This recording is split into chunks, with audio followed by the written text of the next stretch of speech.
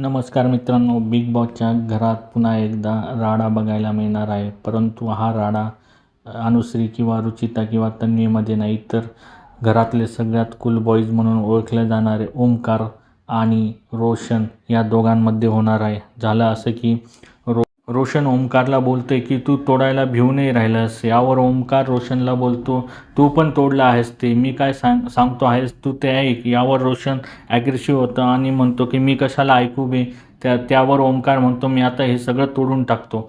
त्यावर रोशन बोलतो की हिंमत असेल तर तोडून दाखव बे, आणि ॲग्रेसिव्ह होऊन अंगातील शर्ट काढून ओमकारच्या दिशेने फेकतो.